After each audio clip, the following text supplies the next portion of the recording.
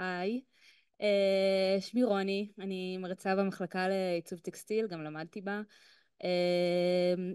ואני מלמדת כמה קורסים, כמה קורסי הריגה, קורס של מוצרים טקסטיליים ושיתופי פעולה עם תעשייה ומנחה פרויקט גמר. התחלתי ללמד במחלקה לפני 8 שנים, קורס שפת ההריגה שקיבלתי בירושה מהדס הימלשיין, שגם לימדה אותי בעצמה את הקורס הזה. וזה בעצם קורס מאוד מאוד טכני בשנה ב', קורס שנתי של 2 סמסטרים, לסטודנטים שהיום הם במסלול מוצרים טקסטיליים, בעבר זה היה מסלול הריגה, והוא מקביל לקורס מעשי. קורס מאוד שונה בנוף במחלקה, זה קורס מחברת משבצות עם לוח משבצות וטוש מחיק, והוא מדבר על חומר ועל הריגה ועל יצירה ועל דבר הרבה יותר מפתה שקורה בקורס המקביל לו. בעצם התחלתי מזה שאחרי שקצת רכשתי ניסיון בהוראה אקדמית, הרגשתי יותר ביטחון להפוך את הקורס הזה למשהו קצת אחר, קצת יותר מעודכן נקרא לזה. בסוף חומר שהתוכן של הקורס הזה והקורסים האחרים בהריגה הם בסך הכל מבוססים על ידע שקיים הרבה לפני ששנקר היה קיים. והפכתי בעצם את כל המצגות, את כל החומר, את כל התוכן הנלמד למצגות, מה שבעצם יצר איזשהו מאגר של ידע, מאגר של מידע, שבסוף הקורס הסטודנטים יכולים גם לחזור אליו, והם גם באמת עושים את זה. המאגר הזה של המצגות כבר קיים כמה שנים, זה לא מה שאני הולכת לדבר עליו בהקשר של המרכז לקידום, אבל זה הקדמה. המאגר הזה קיים, הם באמת משתמשים בהם, חוזרים עליו גם אחרי שהם מסיימים את הלימודים, בסך הכל זה מידע די בסיסי. וככה בעצם גם לסגר הראשון של הקורונה, אז הקורס היה כבר די מוכן לעבודה בזום, מה שהקל עליי גם בסמסטר השני שהיה בתוך סגר כבר להכין איזה שהם סרטונים, שהוסיפו לתוך העברה של הקורס בתוך דרך הזום. ואז לפני קצת יותר משנתיים הגיעה למחלקה היוזמה של, זה עוד לא זה, הגיעה למחלקה היוזמה של המרכז לקידום הוראה, לייצר איזשהו פיילוט לסרטוני מיומנות בכמה מחלקות. אז היה סרטון אחד של המחלקה לעיצוב טקסטיל ושני סרטונים במחלקה לעיצוב תעשייתי.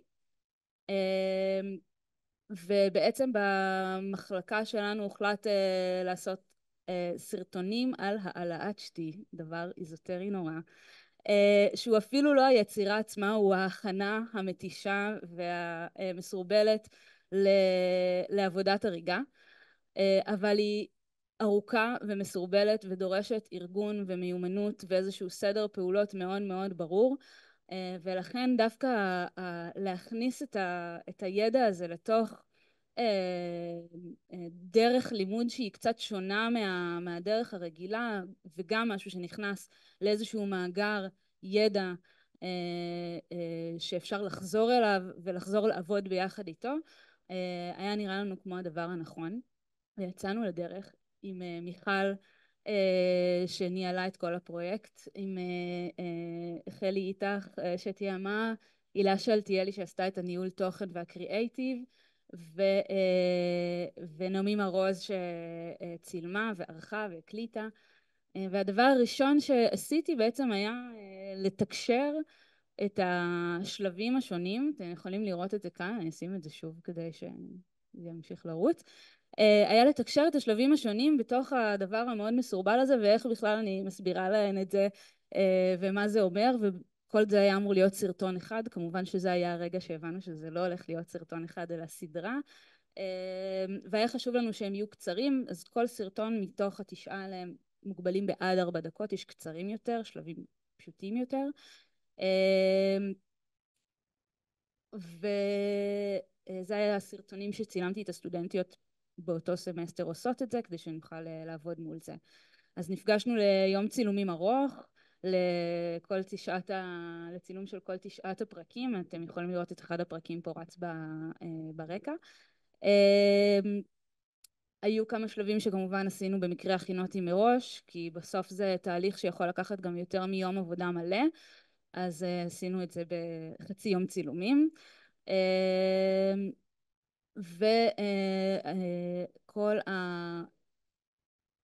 כל הסרטונים כשהם חזרו מעריכה עלו למודל והיו פתוחים לסטודנטים ולמרצים במחלקה.